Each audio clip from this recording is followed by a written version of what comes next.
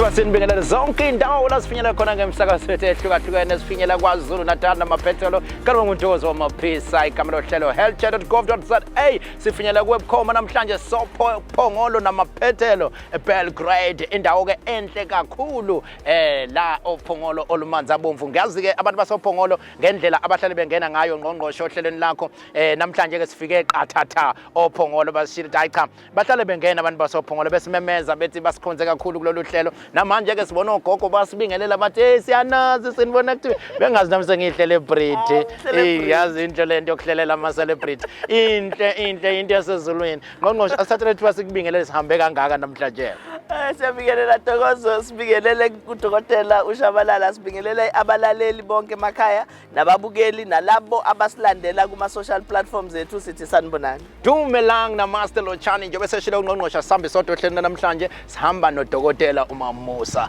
Shabalala sicela nawe ukuthi sikubingelele dokotela ngiyabingelela ngokukhethekile ngqongqoshe wezempilo sengikhohle ukuthi imic yakhe ayikho njengamanje ayiqhunyiwe cha asimeke sombingelela kahle mase kwesikhathi sakhe sokukhuluma udokotela kodwa ngoba vele namhlanje sila ophongolo amanzi abomvu abantu bazoyibuza ke last week savele saliqala uhlelo sangasho ukuthi besizokwenzani bangena athi hey sichaze lento nizokwenzani lapho niyayibonela ke nani kuhlela ngemuva kodwa angithathe lo mbuzo ngubhekise kuNgqongqoshe ngithi Ngqongqoshe sizokwenzani ophongolo lumanzi abomvu namhlanje Ntokozo ophongolo sijabula kakhulu nje ukuthi sikhona namhlanje njengoba uhlala usho correctly abantu basophongolo every time sine show bayangena so sithatha isinqumo sokuthi asike size nje sizobabona sineinhlelo ke ku department esiyibiza ngokuthi inhlelo ezihambela imphakathi general but uhlelo olukhulu nosihlalo esilwenza olubizwa ngokuthi sibhedlela kubantu lapho esithatha wonke ama services esibhedlela asikwazi ukuphuma nawo siwalethe emphakathini sikhuluma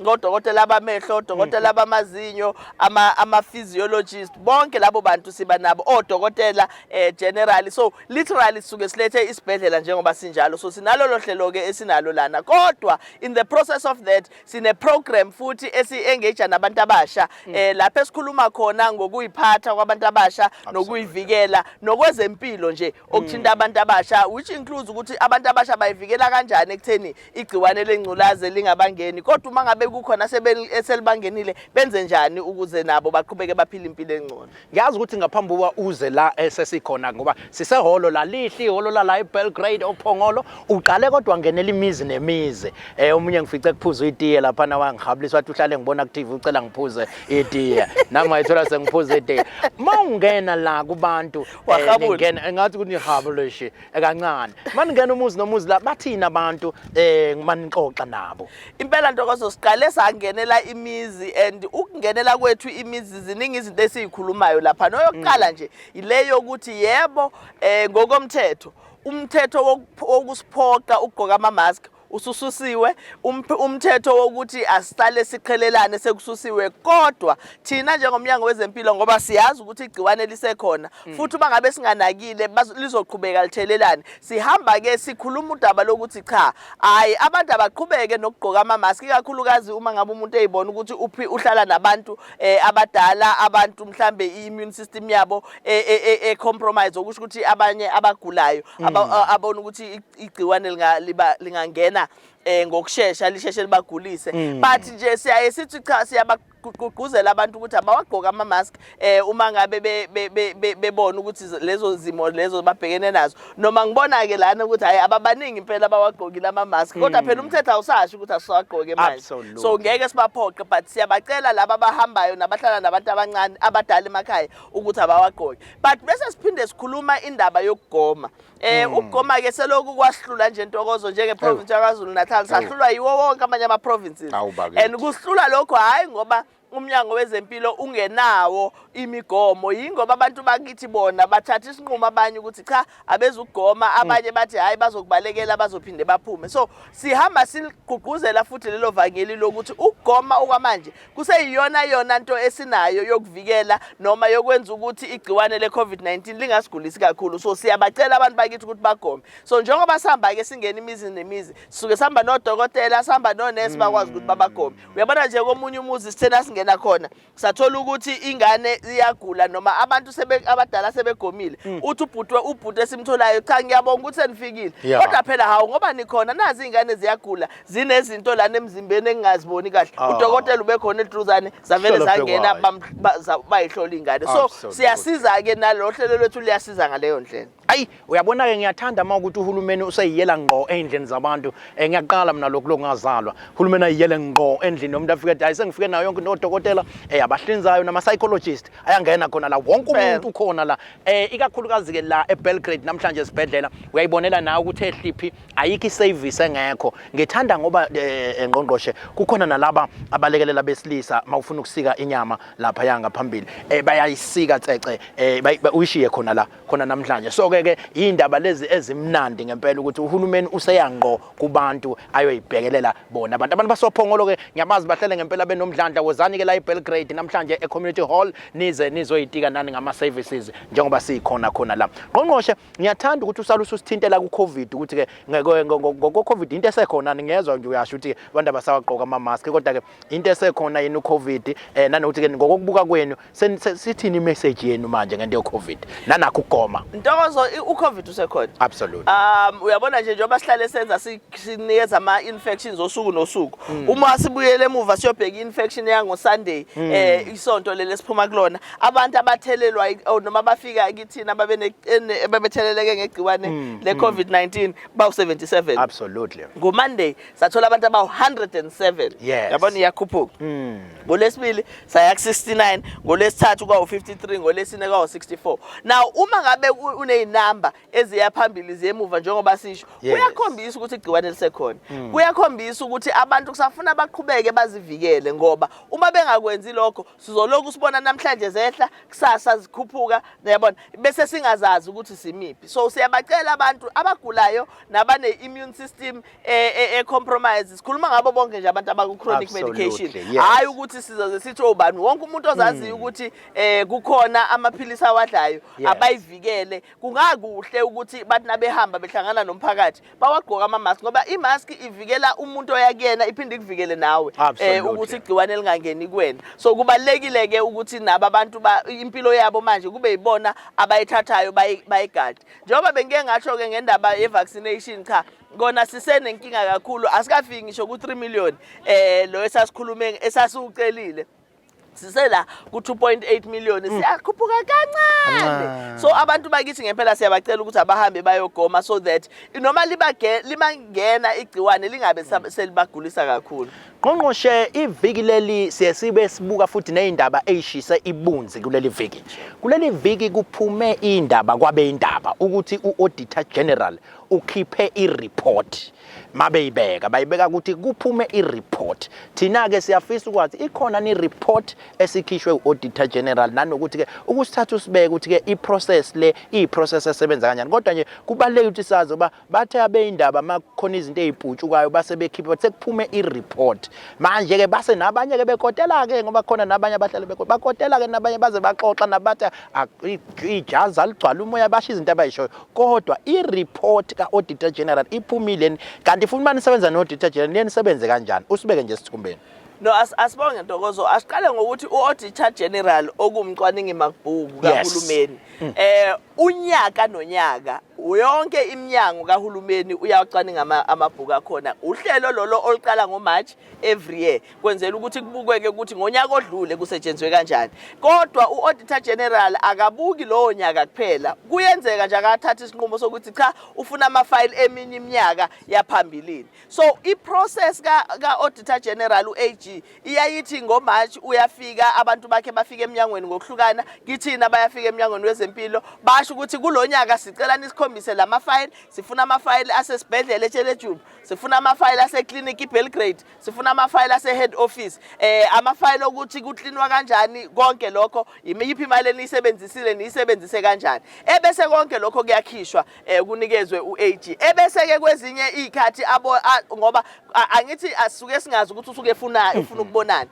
ebese eyabhala athi cha kulokhu eninginike khona ngibona ukuthi anike ningilethele amanye amaphepha akhuluma ngalokhu nalokhu kuyenzeka ke ukuthi athi cha ngibonile ukuthi ikhona imali enikhokhile ewu50 ngesibonelo but kule ncwadi ewu50 ngibona ukuthi abantu akade kufuna okuyibona abafakele isicelo sokusebenza nina nifaka abantu ababili kuphela kuyiqiniso yini lokho noma iprocess ilandelekile ukuthi nina ninginikanga izinto ezanele okushuthi nisabuzana niya-engage uyayibhala phansi bese siwumnyango sihambe sigijimeke siyetshele ejuba siyetshele ejuba cha nangu auditor general ebuza lana ukuthi lolu hlelo nulenze kanjani sinikezeni amaphepha khona siwathathe siwahambise ku auditor general iprocess ejwayelekile iprocess eyenzekayo usuke engakasho lutho ukuthi ubone ukuthi kukhona ukukhohlakala noma kukhona okurongo okwenzekile kodwa ke siyibonile into ekhulumayo emaphepheni ethi kunenkohlakalo eMnyangweni wezeMpilo ngoba uAuditor General ukhuluma ngento ecishe ibe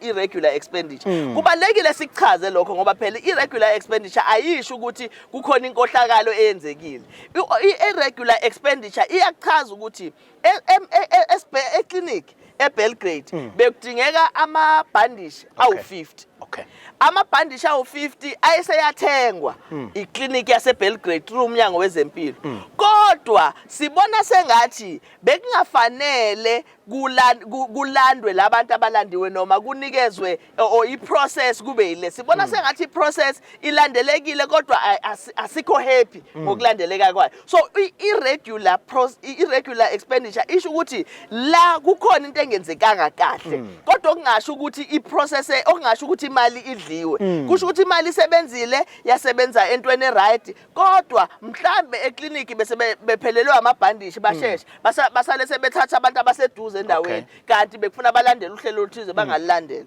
so uma sikhuluma nge-irregular expenditure ke kusuka kungasho necessarily ukukhona inkohlakalo lapho auditor general esethi khona inkohlakalo usuke esechaza but i-report leyo efika ekugcineni seyophela unyaka so right now usabuza auditor general siphendule asibuze siphendule usually izinto uyabona nje kuke kwenzeke sibe nama files awu800 esiphendulana kuona no-auditor general but ukuthi uma kufika ekugcinene sesinikeza i-report agcine sekhuluma ngama files awu20 noma ama files awu30 or awu15 kuye ngokuthi siphendule kanjani kuye nanokuthi ikhona yini i-evidence noma ubufakazi bokuthi lokho kwenzekile kwenzeka ngendlela okuyiyona yona so laba abathi kunenkohlakalo sicabanga ukuthi bazosebenzisa kabi auditor general ngoba kufanele dedela uAuditor General awenze umsebenzi wakhe abuke kahle ukuthi kusebenzeke kanjani akwazi ukuthola neevidence so abonileke kodwa nama political party IFP in particular ikhipha statement so ukuthi kunenkohlakalo by the way uma bekhuluma kwi-IFP lento abakhuluma ngayo into eyenzeka ngo2014 uyacabanga ngo2014 mhlambe kwamina ngangakangeni ngisho esishaya umthetho kuye ukuthi ngangakabi uNgqongqoshe ngangakangeni ngaseshaya akazalwa nje ngqongqo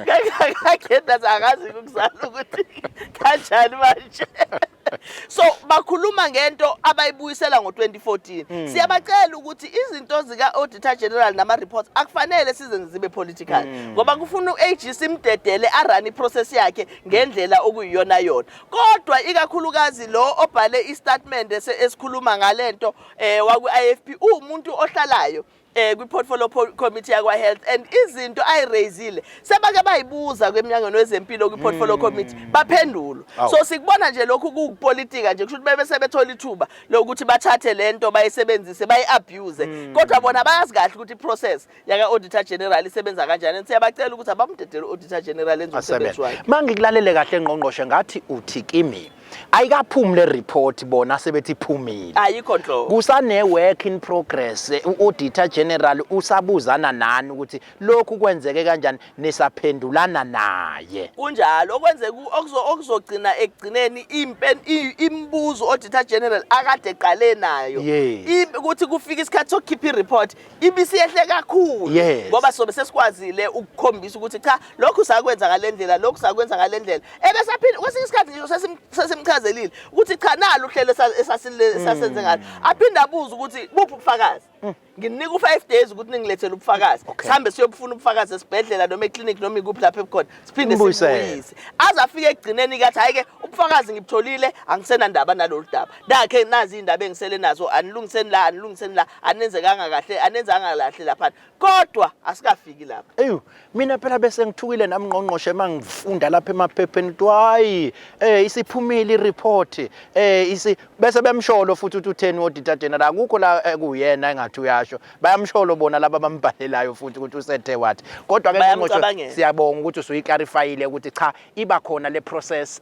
bakwethu eminyangweni where uauditor general uyafika akwazi asebenzisane nomnyango kuba nemibuzo abayibuzayo engathi ke kukhona ontshontshe lembuzo wayesebone ngathi usephethe yena ke into yokugadla uyabona kusekufuneka shaya bulaleke ngemibuzo kaauditor general abasaphendulana ngayo nomnyango cha ngiyayithanda lencazelo ngoba nami sekuthe ukuthi thizi kancane ngqongqoshe bese ngithi ukuthi sekuphuma ama report kodwa manje lama report sekuyabhalwa ngawo kuyabhalwa manje ke ngqongqoshe ungathini mhlambe ke ukuqwayisa nje umuntu nje generally ngoba phela sakhile ezweni umuntu ofika athathe i-information esahamba phakathi kahulumeni nayo auditor general ebese yenza yena i-reporter kwesinsikhathi ezama facts uye isithini isiqwayiso mhlawumbe ungasikhipha kubantu nje general kufuna siqale ngokuthi kuba i-office likaNdunankulu liyak-encourage kubasebenzi bakahulumeni ukuthi uma kukhona okungenzekile kahle abasebenzi abahambe ba report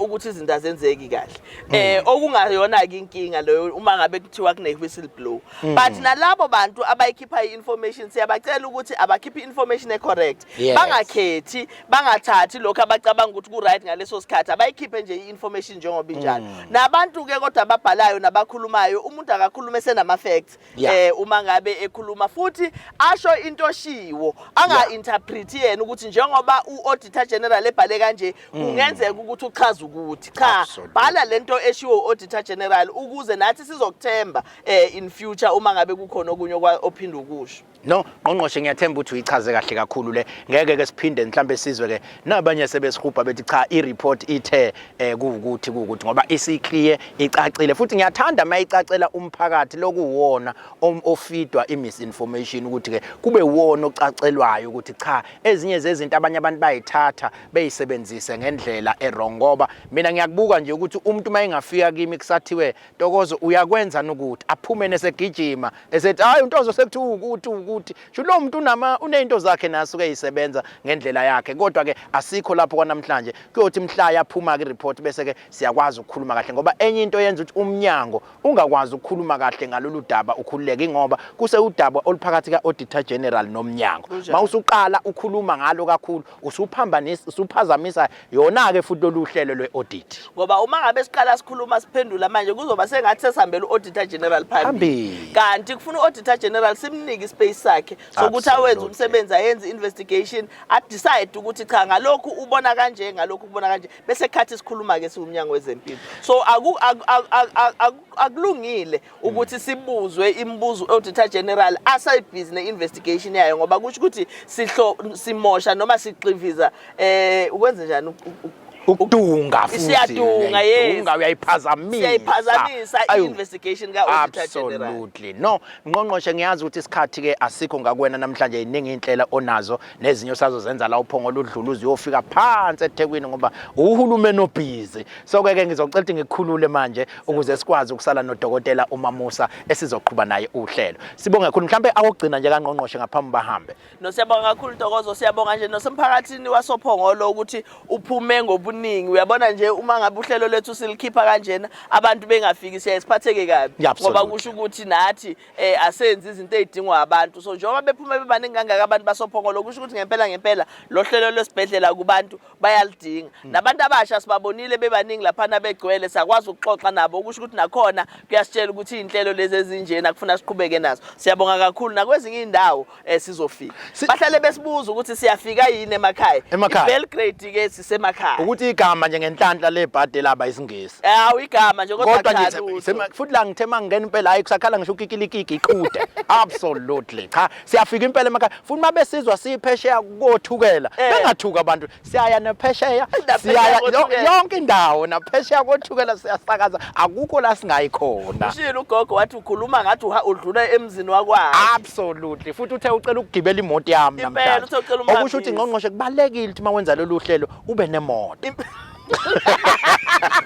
ukuze uzokwazi ukuhambisa abantu. ukuze ubuye uhambisa abantu sibonga kakhulu ngqongqoshe sikukhulule sikucelele ukufisela indlela enhle sisazoqhubeka nohlelo khumbuza kumlaleli esekhaya ukuthi igama lohlelo i-healthchat.gov.za siliqhubeka kamnandi kakhulu ke namhlanje sila endaweni yasophongolo lumanzi abomvu namhlanje ngiphethe ke inhloko ephathiswe uhla lolu lwa strategic health lapho thola khona ke izifo eziningi ezihlukahlukene eminyangweni kukhulunywa ngazo kodwa ke asikaze sibe nabo kulolu hlelo ngokugcwele bezosithatha through nje ukuthi ke uyini strategic health program kwenziwani ibona ke abasiphathela izinto eziningi ezicijile eziphathekayo la eminyangweni wezempilo ngale kokuchitha isikhathi ngicela ukwemukela udokotela uMamusa ngithi nje ngicela usibingelele kahle ebese sitshela ukuthi ubani wakabani usuka kuphi ungatatazeli ngoba uhlelo lwakho lolu sawubona dokotela Sawubona Mr. Maphisa.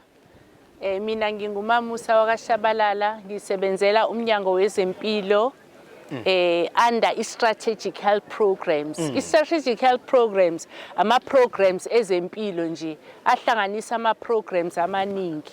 U-HIV and AIDS, u-TB, ezomama nabantwana kuningi nje.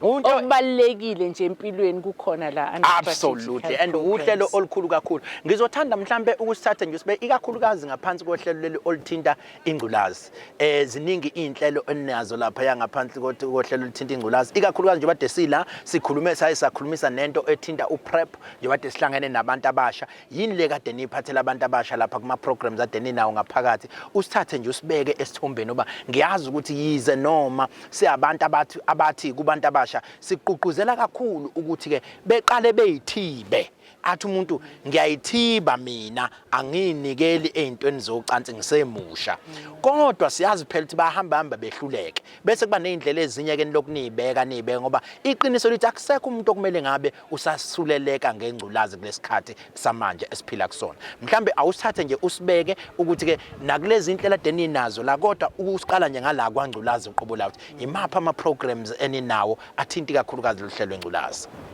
Okay. Ohlelweni lengculazi siqala ngokuzivikela. Kusho ukuthi sino prevention okuwukuzivikela, sibe ne treatment ukuthi uthola imishanguzo. Bese siba no treatment no care and support. Ukuthi ukwazi ukunakekeleka, usupporteke, uphila nesifo sengculazi. Absolutely. Lapha ke esithanda ukugcizelela kakhulu ikona ukuzivikela. La siqala khona. Ukuthi umntwana angayocansini umengakabi ready ukuthi ayocansini obona ukuthi akasakwazi ukuzibamba ukuthi ayocansini oluvikelekile njengoba silapha besikhuluma ngendaba yokusetshenziswa kwama-condom kukhona ama-condom abesifazane kanye nama-condom abantu besilisa Ama-nurse lapha bebatshengisa abantu ukuthi ama-condom nentsha ukuthi ama-condom asetshenziswa kanjani ukuthi umuntu aze avikeleke nokuthi kufanele wasebenzise ngaso sonke isikhathi khona into futhi esiyibiza nge-dual protection ukuvikeleka kumbaxambili lapho uzosebenzisa khona ama-condom usebenzise namaphilisi noma iluphu noma ipheshi elokwenza ukuthi ungakhulelwa ngoba sifuna intsha ikwazi ukufunda ikhule ivikelekile so ama-condom kodwa kubaluleke kakhulu uprep lo pre-exposure prophylaxis okusho ukuthi usetshenziswa iphilisi elisetshenziswa umuntu ongakasuleleki ngengculazi fanele liphilisi uliphuze nsuku zonke ngesikhathi esicishe sifane ukwenzela ukuthi sihlale sikhona njalo egazini lakho ukuthi ukwazi ukuvikeleka kwingculazi. Uqala ukuvikeleka ke emva kokuba ususebenzisa insuku eziyisikhombisa kahle kwikhona. Hayi ukuthi mangiyongena nje enkonzweni bese ngithi galakaqa sengiyumshini lapha ngivikelekile. Kodwa Nkosi. Enekubalekile ukuthi ngoba kwesinye isikhathi umuntu uyobe esefuna ukuthi usevikeleke kakhulu. Ngokomthetho akufanelanga kube khona ukuthi sisasuleleka ngongculazi. Absolutely. Uma uprephe khona. Uma usubona ukuthi mhlawumbe usushadile noma ususesimeni sokuthi usufuna ukuthi ungayiyeka, usufuna ukuthola umntwana. Kubalekile ukuthi umuntu aye ekliniki noma esibhedlela khona ezokwazi ukusizwa alulekwe ukuthi kufanele enze njani uma esefuna ukuyeka uprep. Siyakhuthaza ke intsha sithi my prep iqhubeke ngokuthatha uprep ukuthi ikwazi ukuvikeleka. Bangakhulu kuMama Musa esayichaza kamnandi indaba yokuthi ke la kwa HIV simi kanjani njengo olunye lweinhlelo olukhulu enilisebenzayo lapha yaka strategic health. Kodwa ngiyazi ukuthi ke elinye uphiko lwenu futhi nibuye nibuke nabo futhi OTB. Ithini ke into TB wakwasho futhi noNgqongqoshe la uhlelweni wathi ke akumele ngabe khona abantu abasabulawa iTB kule minyaka ngempela esiphela kodwa kubuya ngathi esinye sezifo esibulala abantu abaningi kakhulu la esifundazweni sakhile. iTB iyelapheka. So kubalekile ukuthi wonke umuntu azazi izimpawu ze-TB. Yingakho nje uma umuntu eya kunoma ngisho kumahamba nondlwane ngisho ekliniki aqala abuzwe ngemibuzo ukuthi uyakhwehlela yini, usekhwehlela isikhathi singakanani. Ngoba uma usuke wakhwehlela nje kwadlula amaviki amabili sesiyakusola ukuthi ngabe unayo. Uyajuluka yini ebusuku. Absolutely. Impawu noma ngabe unophawu olulodwa siyayisithandeka ukuthi sikuhlolisise sikubhekisise ngoba iyathelelana iTB ukuthi kuvikeleke imphakathi. Kodwa kubalekile ukuthi iyelapheka. So asingasabi. Iyaye ibe khona ke inkinga kubantu abanye abasebenzayo abasebenzela inkampani ezincane. Umuntu angakwazi ukuziveza ukuthi uyazisola ukuthi une-TB ngoba esaba ukuthi mhlambe uzosuka lahlekelwe umsebenzi ngokungayi emsebenzini. Siyakhuthaza ke nabaqashi siyakhuthaza ukuthi isifo eselaphekayo umuntu akadedelwa athole amaphilisi akhe ngoba uzokwazi ukuthi abuyele emsebenzini akwazi ukondla umphakathi acontribute nakumnotho wesizwe. Ikhona into ethi ke uhlelo lokuthi ke ngilanda amaphilisi. Uthothi mhlambe ngokumuva endaweni ethile sengiyosebenza kwenye indawo angisakwazi ukwathatha labangekhona. Kumele ngenze njani ke esimene sifana sekumele nginqamuke ukwathatha noma kumele kukhona uhlelo ninalo lokuthi cha mase ngithuthile la ephongolo sengihlala ekwahlabisa ngibe nohlelo ke lokuthi ngikwazi ukuthi ngiwathole nanokuthi ke iziphi ezinye inhlelo eninazo zokulekelela imphakathi ukuthi mayisuka ilanda lamaphilisi kungabi indawo ebisiba kude kakhulu kuze kuthiwa iyameqa into ukuthi awathole lawo maphilisi lawo. Amaphilisi kufanele uma unalezifo eziyimbelesela kufanele amaphilisi iTB ayona imbelesela ngoba iyalapheka. Kodwa sengisho nje uma unesifo kubalekile ukuthi uthathe amaphilisi ngendlela efanele. Uwaphuza kanye ngosuku waphuze kanye ngosuku uzamqikelela ukuthi waphuza ngesikhathi esifanayo. Yikho sayisithi umuntu akakhumbule. Mejayela ukuthi uyaxubha ngaso sonke isikhathi nokuthi udla ibreakfast nini, udla ukudla kwasekuseni nini. Athi uma eqeda nje ukudla aphuza amaphilisi khona ezojwayela. Absolutely. Uma usuka ke kule ndawo yasophongola sithi usuyahamba usuya kwenye indawo kubalekile ukuthi utshele unesi emtholampilo khona ezokwenzela itransfer. Siyakuthanda ke lokho khona nalabe la uyakhona bezokwazi ukuthi uyeza nala ukhona bazi singacabanga ukuthi usilahlekele la uphuma khona. Uzoqhubeka namaphilisi la uyakhona. Ake sizama ukuthatha nangokumlakeleli lapha eXhobo usihle umntungwa lapha ya eXhobo. Dumela sabona wesihle. Sanibonani ninjani? Siyaphila mfowethu bayaphila abantu eXhobo. Saphila kahle kakhulu. Cha nathi sifika kamnandi kuwe namhlanje silawo phongolo lumanzi abomvu. Madoda. Ngila kulesizana kumsakazo omkhulu wase-KZN khona la endaweni yaseXhobo. Absolutely. Kuthini okwakho mfowethu ukubuza? Namhlanje ngithi ake ngingajoli kakhulu embuzweni kube umuntu nje ophakamisa ukubonga kakhulu ngenhlelo enivame ukuthi nibe nazo nomnyanga. Absolutely. Kakhulukazi umphakathi waseXhobo sithina silalele ngaso sonke isikhathi sithole ngaso sonke isikhathi ukuthi siakheke sibe ne-information esikwazi ukuthi ngaso sonke isikhathi mesiyisebenzisa siyisebenzisazi ukuthi ibuya directly from umnyango okuyiwona esaziyo ukuthi uthembekile rapha kanti ukuthi thembeka kakhulu kuma-social media ngoba kwesinye isikhathi akezi ne-information leso okuyiyona siyidingayo so nje sithi kakhulukazi enikwenzela thina somphakathi siyakubonga kakhulu futhi siyakutusa ukuthi ngaso sonke isikhathi ngathi ngahlele niqhubeka njalo nokuthi nisenzele kona siyabonga. Mntungwa siyabonga. Unime nje niqhubeke njalo nomnyaka.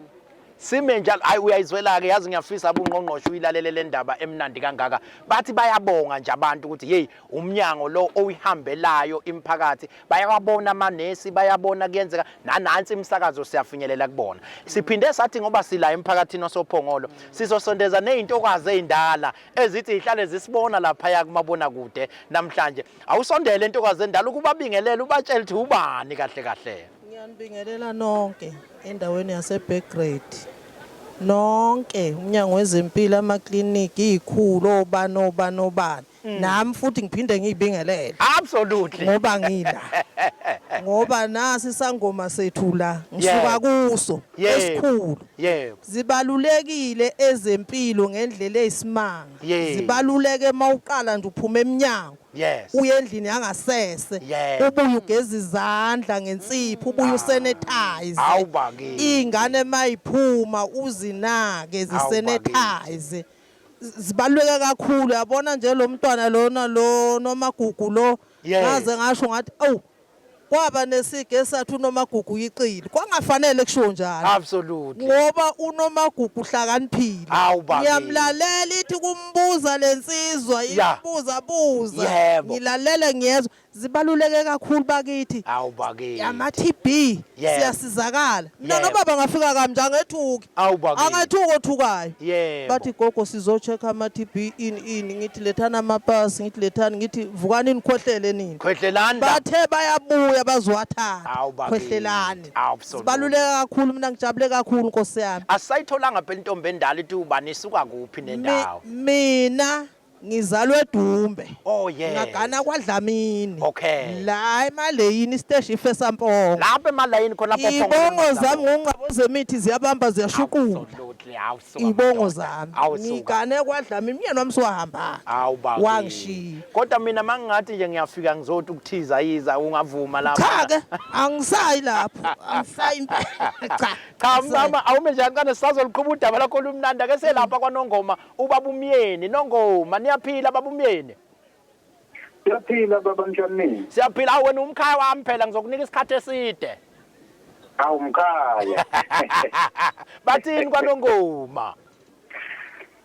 Ngiyaluza udaba niyalikhuluma lapho impela noNgqongqoshe siyabonga kakhulu kunalo hlelo ke alishoyo uNgqongqoshe la ikakhulukazi ngoba ithinta indaba kaPrep. Ngifisa ukwazi ngoba thina sesibadala ukuthi indaba kaPrep le ungabe awekho inama-side effect eba nawo emzimbeni sebehlolisisile ukuthi mhlawumbe ngeke ngithiwa ngiyawadla namhlanje mina hamba kwesikhathi sekuvele enye into makucheck bese kucheck ukuthi no bekudala ilokho. Sengiyithola nginotwayi noma sengiyalunywa. Hawu sekumele ngisondele eduze komlilo. Hawu bakithi cha uzosiphendula kudokotela ngoba ukhona la ukhona omnye umbuzo obunawo umkhaya wami. Hayi awukho ngiqhubeke njalo mina bhuda nisilethele indlela efana njengalezi siyabonga. Siyabonga ungikhonzele lapho kwaNongoma. amele emkhaya. Absolutely. Angithi ke umuntu uyefonela emsakazweni ukukhonza mina ngiyangitshela bona ukuthi abakhonzele mina ngale. Absolutely. Cha ubuseza nendaba enhle lapha gogo esazophendula udokotela lapha. Ubuseza nendaba enhle udokotela lo. Ubuseza nendaba enhle ukuthi kubalekile lokhu ukuthi umnyango ubuye univakashele bezonibheka ngezifo ezihlukahlukene. Ngijabule kakhulu ngizwa bethi wele ngathi iqondana kahle nedate yami yaseclinic. Absolutely. Ngoba kufuna ngiyovuselela ngizawuthi mangiphume eclinic ngiyakhona. Sengizwa abathi noNomagugu uzobe khona. Ngathi ngiyakhona ngifuna ukumbona ngamehlo. Enyama nje ngimbonile lo ntombazane. Absolutely. Ngajabula wangikhombisa nawe. Hawu kanami ngikhona. Ngiyangizwa impela. Bebuzana ngijabule ngithi ungathi badlula lapha bayisikolweni. Eceleni kwami. Hawu bakithi. Zibalulekile ezempilo ngendlela esimanga. Mina kukho engakulalela wengane. Ukuthi ingane inakelela uxubho isixubho singabe isikhathe eside. Yebo. Ingane inakelela namanzi anoswayizi imunyunge ngawe iphimisi ngiyalalela kakhulu akugezwe. Uyabona amahamba ugesi ukuthi angife ngivula. Hawu bakithi. Ngoba kuningi engingasakuzwa manje. Hawu bakithi cha siyabonga kakhulu entombini endala lokho nje besifuna ukuzwa ukuthi siyafinyelelana emakhaya niyasithola yini nisifika kahle cha usitshele kahle. Ngilizwa kahle njengoba ngithi nje ngifuna ukubabona kuthi uzoba khona ngifuna ukubabona nalo muntu abavumelana naye. Owayebambuza. Kodwa namhlanje uvumelana naye. Hawu uvumelana nami namuhla ngijabulile Absolutely. ngase ngababona. Yayinhle cha sikhululeke gogo siyabonga kakhulu. Ngiyabona ngathi umsakazi futhi ungahlala la kuze kuse masiloku sixoxa. Ngingahlala nozimdoli impela nabo bonke labo ngiyabalala. Nibongikhonzela kubo bakithi niyababona yini? Siyobabona ngamehlo. Hawu bakithi. Hawu bakithi nibongikhonzela. Sizokukhonzela kakhulu. Sibonge kakhulu. Ngiyabonga. Cha mamusa besisayiqhubeka indaba. Hayi siyakhulula mama manje ukhululeke. Mbambele mbambele. Dokotela bese sayibuka ke indaba la ka strategic health nangu kodwa umfowethu esebuza ukuthi ke uPrep kuthina abantu abadala ngoba thina genge endala sibuye sizabe izinto asifuna ukuthi ithi ifike into sibe siyigqumela. uPrep lona awunawo yini ama side effects maye khona imapho ongasithiphisa ngawo. uPrep ulungele umuntu omdala kanye nomuntu omusha. Njenganoma imupho umshanguzo angithi onke nje amaphilisi ongathola kungenzeka kube khona ama side effects kodwa ngokuka Prep akujwayelekile ukuthi sibe nawo kodwa izinto ezifana ne-rash mhlawumbe uzwe ngathi uphathwa yikhanda izinto okubalekile noma ngabe udla amapha amaphilisi ukuthi ubuyele emtholampilo uyobika uma khona into engajwayelekile empilweni yakho esiqala ngoba udla amaphilisi. Mina ngiyajabula uma uyiphendula bakushuthi uthi kahle kahle wonke amaphilisi noma ngabe liba nayo into ethile ufika kubantu abahlukahlukene kube nento ethile lenza kodwa leli bekungekho ngempela singathi kuyaphatheka kulesikhathi samanje. Kodwa ke ngiyazi ukuthi mamuso basinawe la siphinde sibe futhi nodadewethu ba isibhedlela kubantu la besilama unodadewethu la ngiyambona ugqoka imendlela lapha ngizocela ukuthi kodwa akasitshela ukuthi ubani wenzani la emnyangweni wezempilo kwaZulu-Natal. Salmonani balaleli nikhuluma noSenamile wakazwana uphongolo ogodwayo ngisebenza under uZululand district under Phongola sub district as uPC trainer eJuba hospital. Hawu usebenza esibhedlela.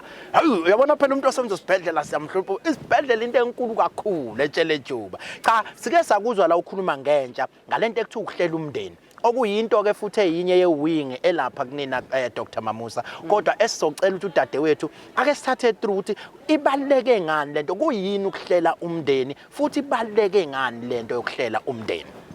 Okay Mhlonishwa ngiyabonga umbuzo wakho omuhle. Bengaqala nje ngithande ukuthi bengafisa ugqugqumezela ulusha ukuthi kukhona iculo ezisingabazulu khona iculo elithi lalela baba wamuzela indoda iwe baba wamuzela indoda ithini lento ithi you are a female umlisa noma uku-LGBTQI community kumele uthathe i-charge in your life. Uthatha kanjani na i-charge ukuthi wazi ukuthi mina empilweni as umuntu wesifazane as umuntu wesifazane ngifisa ukuthi ngiqhubeke kanjani nezifundo zami yini engangenza ukuthi ngikwazi ukuqhubeka nezifundo zami ngoba sonke siyazi ukuthi ukukhulelwa kungangenza kungangihindrisha ukuthi ngifunde ngibe yilento engifisa ukuba yini since amathuba emsebenzi engasatholakali esikhathini sanamhlanje so iphepha siyalidinga kakhulu ukuze ukuthi ngelinye ilanga sikwazi ukuthi siye emshinini siyo withdraw iphepha efana nemali so bengikhuluma nabo nge-fertility planning. I-fertility planning sinezinto ezehlukene kakhulu, ezehlukene kaningana. Kukhona ngizoqala nje nge-condom. I-condom siyayisebenzisa nayo, ungayihlela ngayo umndeni, kodwa kuyenzeka ukuthi iqhume kuya ngokuthi ufundisekile na ukuthi uyigqoka kanjani. Ebese siba namaphilisi, amaphilisini lona you have to ukuthi ulithathe every day. Uwazi ukuthi ukwazi ukuhlela umndeni bese siba nama-injectables. Ama-injectables ahlukaniseke kabili. Kukhona inaristerate esithatha every 2 months. Bese siba no 3 months leyo esibiza ngokuthi i-petogen esithatha every 3 months. Kodwa ke engaqhuqumezela ukuthi sithathe ama long acting contraceptives esibala kuwo la eSouth Africa okwamanje sisena awu2 asakhona sisawasebenzisa. Sisebenzisa i-implanon efana nerod esifaka ngaphakathi engalweni. Yona ihlala u3 years. Ebese siba ne-IUCD ihlala u3 years. Yona sifaka esibelethweni ihlale for 3 years. Ebese uhulumeni usephinde was-introducela iMirena. iMirena yona uzoyifaka as i-intrauterine device nayo uzoyifaka yona izokwazi ukuthi uhlale nayo u5 years. Uyazi uyicula lento ngazi ukuthi uyayiphupha noma ebusukulele ngendlela oyixoxa ngayo. But ke mina ngiye ngiyibuze khona amaphuzo washilo angiqale ngokuncoma hayi cha leli culo olishayayo lelayi ulukhuluma kahle. Wena uyalikhuluma kahle leli iculo ngilalelele mawusulukhuluma ngiyathemba uzongiculela lona ngaphambi kokuphuma ngoba manje ngithe ngiyakulalela walisho walixoxa leli iculo ngaloko ngithi uyangena ngoshuni okulicula wanqaba ukungena kodwa ngiyazi uzolicula mawuqela nobe nginihintela ngoba line-message wena ubufuna uzidlulisela i-message ngifuna mina ukulicule ngelinye ilanga ngoba ngiyalithanda i-message yalo but ke mangibuya kule yokuhlela umndeni uphakamise nalento ethi abantu bethu abaningi owesifazane kakhulukazi mayisekhulele ugcina eze aphazamiseke ngisho nalapha ezifundweni zakhe uthola ukuthi akuse umuntu osebanjwe ukuthi phela yena ugcine epheze ngoba ukhulelwe akasaqhubeki nezifundo zakhe so ke ngibuyela la ekuthenini ke niyeni baqhuquzela ukuthi ke kube yisiphi isikhathi ababone ngazi ukuthi ke manje usengaqala ukuyihlelela ukuthi ke akhe umndeni iziphi ikhathi neni baqhuquzele ngazi manje senixoxa nabo. Ngiyabonga ngombuzo. Ulaba asebezazi ukuthi sebeqalile ukuyibandakanya ocansini. Kumele ukuthi bayivikele ukuthi bengakhulelwa especially uma sebethombile. Yes. So kubalekile ukuthi bawuhlele umndeni ngoba akudingi nokuthi baze balala kangaki.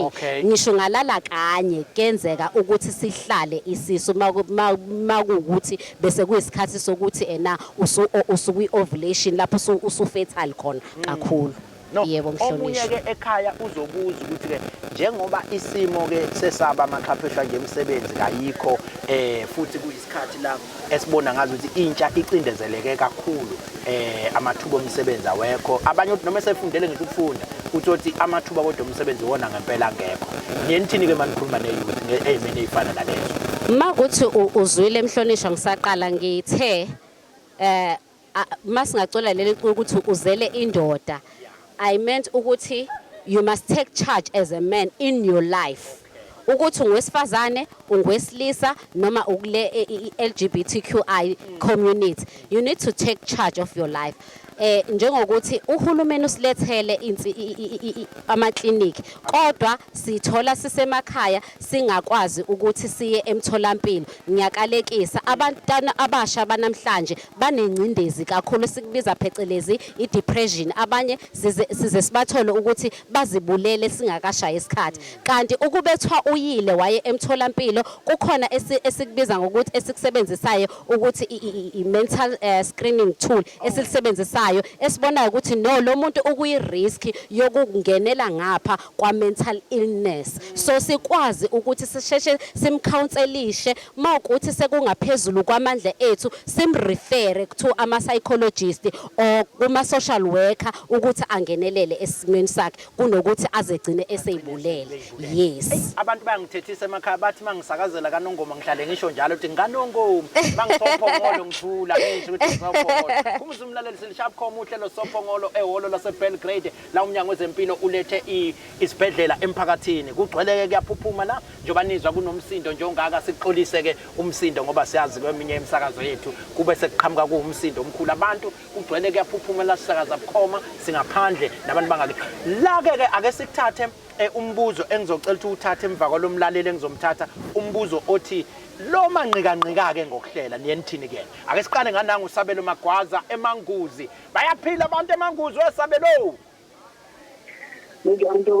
ngiyaphila mfowethu light wena siyaphila nathi ukhuluma noSabelo Magwaza la eManguzi kwamshuthi ngithatha kumafutha ngesem ngiyakuzwa mfowethu uthi le Manguzi bayaphila abantu eManguzi baphila kakhulu eManguzi ngake ngathola umuntu lapha eManguzi manje ngiyabathanda abantu baseManguzi lethe neyinkomo nkosi yami no Ntokozo ngifuna nje ukuqala ngibonge kakhulu umnyango siyabona impela ukuthi lokhu nisondele njalo emphakathini ngokucacisela nezinto eziningi mhlawumbe nje singathatha kubonga kakhulu uNgqongqoshe umama uNomagugu Simelane bese ngibuya lapho kakhulukazi siye sabona umnyango usebenza ngokukhulu ukuyikhandla ekulweni nesifo se-COVID-19 so ngifisa mhlawumbe ukubheka mhlawumbe sibuke nanodokotela naye lapho ukuthi mhlawumbe ningakanani ukusifundisa njengabantu abalandela imisakazo efana nayo mafuta lendesemo ngodaba ethinta i-monkeypox sesibonile kwezinye izifundazwe isithe yabika ama-cases akhona nanokuthi mhlawumbe umnyango ukulungele kangakanani ukuthi ubhekane naso lesifo lesi naso sibonakalayo ukuthi engathi sizodinga kakhulu umnyango ukuthi usondele emphakathini. Ngiyacabanga ukuthi ke into enhle kabi loyibuzayo wemfuka amagwaza ukhona omunye umbuzo nawo no awukho omunye umbuzo Ntokozo ngizolalela nje kunomsakazi emaphutha ndefamily yabo abaphila abantu eManguzi hayi ke ngiyayithanda le ayibuzayo ngoba i-monkeypox bese sizwile bakwethu ukwayiphendula lo mbuzo uNgqongqoshe evikini elidlule yabikwa indaba ukuthi cha i-monkeypox isifo vele phela ebesikade sihlasele kakhulu le eMiddle Africa nale kulamanye amazwe angaphandle se-Europe i-case ebisatholakele lapha eSouth Africa yayigcine i-case iyodwa ekuthema iseyodwa ke ilandelwa kakhulu ukuthi ngenzeke nigcine isabalala kodwa uhulumeni umile uyaviva ukuthi makungenzeka kuba khona ukusabalala kwayo kuzobe sekulandelelwa indlela ezithile zokuthi kukhulunywe nje ngomphakathi njengoba vele sisuka esimeni sa-COVID sisa-ready ngama-systems okwazi ukukhulumisa noma ngabe hlobo lwini losifo olungagadla njengamanje mhlawumbe dokotela makhona obungafisa uku-eda lapho uNgqongqoshe wayeyibeke kanjalo ukuthi cha besesodwa besatholakala eSouth Africa silapha ya eGoli futhi ke savalelwa endaweni ethile isifo kwasekucheckwa labanye ababesondelene nabo ukuthi ngaba sisabalelanga yini okwamanje besingakatholi ukuthi sisabalele futhi siyisifo ke ebesingakaze isikhathi esiningi sigadle kakhulu la eSouth Africa bekuyicase nje yokuqala ngqale futhi eyomuntu ke wayekade ephuma ngaphandle so ke ingakho ke bekusathwe nje imoya phansi akakabi isifo esingathi la eSouth Africa siyingqaki enkulu kodwa dokotela mhlawumbe ungapholisha nje mawukhona lekusale khona no ngiyavumelana nokushiyo Ntokozo kubalekile kakhulu ukuthi kufanele sizazi zonke indlela zokuzivikela njengoba uNgqongqoshe bebekile ukuthi namanje hayi ukuthi neCovid iphelile kodwa ukuzivikela umwazi ukuthi uyeyiqukwini faka imask yakho angithi sizageza izandla sisasanitize siqikelele ukuthi abantu abangathi bageza izandla ngoba bephuma etoilet kuphela asikujwayele nje lokho ukuthi ugeza izandla uma uzolungisela umntwana ukudla uma uphuma endlini yangasese sijwayele nje lezo zinto zokugeza izandla nokusanitize nokufaka ama-mask sekufanele kube impilo yethu indlela yethu yokuphila ukuthi noma ngabe sekuza siphi isifo esifuna ukusihaqa sisithole njengomphakathi sihlomile. Bengisatheke kudadewethu ngicela asondezeleke ukuthi ke bakhona umuntu omanqika nje ukuhlela umndeni. Yiphi into enenisha kumuntu ongathembi kathi ukuthi ayizothi ngiyayifala into bese ngifa inzalo ngaphinde ngikwazi ukuthola izingane kwasha kwacima uthini lapho umbuzo. Ungaphendula mfowethu phendula lo wami. Okay, komanqika simcheke ukuthi yini akayifisayo empilweni ukuyenza. Noma uyibona uyafisa yini ukukhulelwa ngoba uhulumeni uselenzile uhlelo le-safer esilibiza ngokuthi i-safer conception. So wonke umuntu ongena eminyangweni wezempilo sifike simbuze ukuthi ingabe ufisa ukuba nomntwana kusiphi isikhathi. Ebese lo athi yes, mayethi yes bese simfaka ohlelweni la kwa-safer conception. Lapho somthatha khona sihambe naye ijeni sicheke ukuthi azikho yini izifo ezingasinikeza ukuthi abe umama okhulelwe osengozini noma asinikeze umntwana ozoba sengozini. Okay, ilo othe Yesu uyafisa ukukhulelwa. But lo omanqika osathe no mina ankakafisi ukukhulelwa.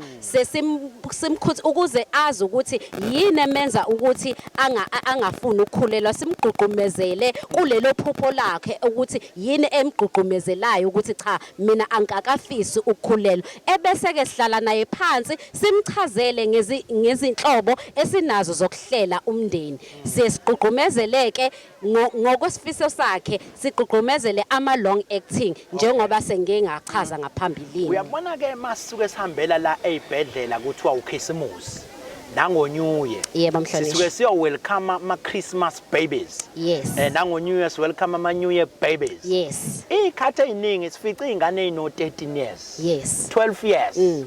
Twayikhulelwa. Yes. Manje enye siyaxoxa nayo ithi hayi mina ngathi ngiyobuza lapho unesi wathi kimi ngiseyingana ngiphume la ngizokwenzana. Nina njengabantu enilapha ke ebusweni babantu. Yes. Nenithini ke kulaba abayiminyakeni le emncane kodwa ofisayo naye ukuthi ke athole usizo. Kufanele mayefika umuntu umxoxe yeye ufunani lapho ingane phuma noma ne strategy esitheni esisebenzisayo. Okay, ngiyabonga ngombuzo kakhulu. Ephambilini angeke ngiphike. Sike saba nayo inkinga efana naleyo. Kodwa njalo ngosuku sesiqhugqumezelane njengabahlengikazi sifundelane kukhona lento esibiza ngokuthi i-nurses pledge njalo ngama Wednesdays siyibukeze sihumushe siyisho ukuze kuthi siyibhayihate ihlezi ikhona isivuselela ngaso sonke isikhathi ukuthi kahle kahle singobani kahle kahle thina we are public servants sithina okumele sikhosozele kuthiwa nesi uyayibona ithina ekumele sisize umphakathi ngeinhliziyo ezinhle nezimnene with i-attitude positive. So nalaba abancane ngoba siyabona ukuthi badinga usizo mane bebesaba ngaphambilini ukuza kukithina ngenxa ye-attitude besinayo kodwa mhlonishwa I can assure you today we are no longer like that. Mhlawumbe into engaba khona ukuthi esikhathini samanje sihlaselwe uKZN. So si under pressure kakhulu ihlobo zethu as ama nurses bekuthi silove ukuthi siyagula sisemakhaya noma siyongcwaba uthola ukuthi laba sebesele sebenomsebenzi omningi ongaphezulu kwamandla abo mhlawumbe sebeza befila ipressure kakhulu kodwa sizama ngazo zonke indlela ukuthi laba bakhona sikwazi ukuthi sihlenge abantu because siyazi ukuthi we are public servants. Khumbuza semlaleli ukuthi igama lohlelo i-healthchat.gov.za la KwaZulu-Natal uhlelo lethela umnyango wezempilo KwaZulu-Natal la ngempela siza emphakathini. Namhlanje sinesibhedlela kubantu esisilethele la eBelgrade endaweni yasophongolo lumanzi abomvu nalapho ke senza sure ukuthi ngempela ke abantu baya accessa ama services ngale ukuthi baze bezibhedlela. Sibonge kakhulu dadewethu njengomuntu osuka la endaweni yasophongolo zikhona izinto ezama elements noma izifo zala enazi ukuthi